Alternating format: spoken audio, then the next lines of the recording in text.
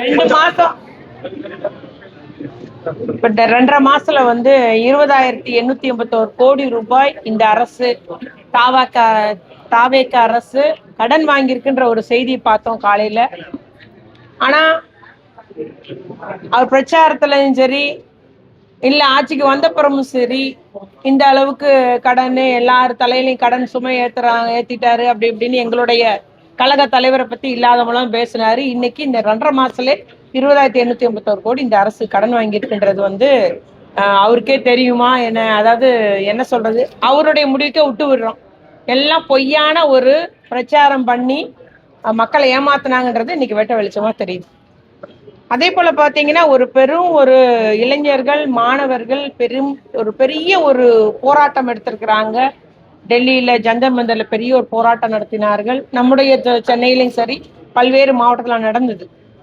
எதற்குன்னா அந்த ஒரு நீட்டு இந்த மாதிரி கொஸ்டின் லீக் ஆயிருச்சு. அதனால நிறைய பேர் இறந்துருக்கிறாங்க, நிறைய பேர் அதனால பாதிக்கப்பட்டிருக்காங்க, மன உளைச்சலுக்கு உண்டாயிருக்காங்க. இதை முறைப்படுத்தணுன்ற மாதிரி ஒரு போராட்டம் நடந்தது. ஆனா இவங்க இந்த கட்சியினர் ஆளுகின்ற கட்சியினர் டிவிகே கட்சியினர் எல்லாரும் சினிமா தியேட்டர்ல உட்காந்துக்கிட்டு ரீல்ஸ் போட்டாங்க. அவ்வளவுதான்.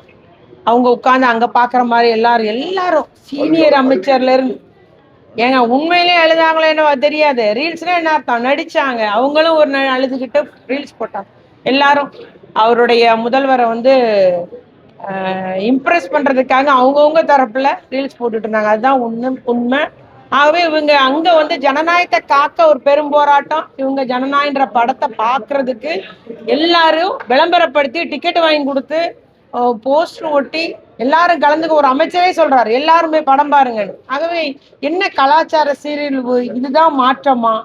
நீங்க சினிமா பாக்குறதுதான் முக்கியத்துவம் கொடுக்குறீங்களான்றது எங்களுடைய கேள்வி. ஆமா, அதெல்லாம் சரியான விலைக்கு தான் டிக்கெட் விற்கப்படுனாங்க. 5 மடங்கு அதிகரிக்க 100 ரூபா டிக்கெட்டை 500 ரூபான்னு விற்றாங்க. அந்த அளவுக்கு அதுல டிக்கெட்டு கூட விலையேற்றி தான் விற்கப்பட்டது.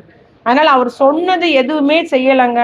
எல்லாமே நேருக்கு மாறாதான் நடந்துட்டு இருக்குது அப்படின்றது எங்களுடைய குற்றச்சாட்டு. குறிப்பா இன்னைக்கு அந்த தமிழ்தாய் வாழ்த்தை பாருங்க. நீங்க ஒரு துணைவேந்தர் பேட்டி கொடுக்குறாரு. இது எங்களுடைய தலைவருக்கு பேட்டி கொடுக்க முடியுமா? இந்த மாதிரி முதல்ல தேசிய கீதம் பாடுவோம், அடுத்து வந்தே மாதரம் பாடல் பாடுவோம், 3ஆவதாக தான் தமிழ்தாய் அப்படின்னு. அப்ப நம்முடைய தமிழ்தாய்க்கு நம்முடைய மாநில பாடலுக்கு தமிழ்தாய் வாழ்த்து பாடல் பாடி அந்த மனோன்மணி சுந்தரனார் பிள்ளையோடைய பல்கலைக்கழகத்திலே இந்த நிலைமை அந்த துணைவேந்தர் அறிவிக்கிறார் என்றால் நம்முடைய மொழியை காப்பதற்கு இந்த அரசு என்ன செய்ய போகிறது? நம்முடைய கழக தலைவர் அவர்கள் தொடர்ச்சியாக சட்டமன்றத்துல கூட எப்பவுமே தமிழ்தாய் வாழ்த்து முதல்ல பாடப்படும், இறுதியாக தேசிய கீதம் பாடப்படும் என்ற வழிமுறைக்கு இன்னைக்கு தமிழ் மொழிக்குரிய மரியாதை மதிப்பு இந்த ஆட்சி கொடுக்க மறுக்கிறாங்க. அதை கண்டும் காணாமல் இருக்கிறார்கள் என்பது எங்களுடைய குற்றச்சாட்டு. போதுமான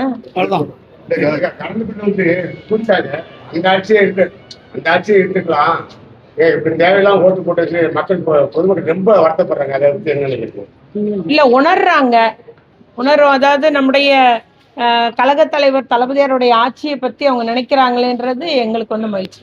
இல்ல உண்மையில இன்னைக்கு ரொம்ப பெண்கள் எல்லாம் தமிழ்நாட்டை புலம்புறாங்க. இந்த மாதிரி கூப்பிட்டாங்க செஞ்சுட்டாங்க, அதுக்கு பேசாம அவங்களே இருந்துக்கலாமே கேட்கறாங்க. அதுதாங்க எங்களுடைய கழக தலைவரை பற்றி மக்கள் எண்ணுவது எங்களுக்கு மகிழ்ச்சி. என்ன சொல்றாருன்னா தாவேக பக்கவலமா இருப்போம், கேடயமா இருப்போம்னு சொல்லியிருக்காரு. யாரு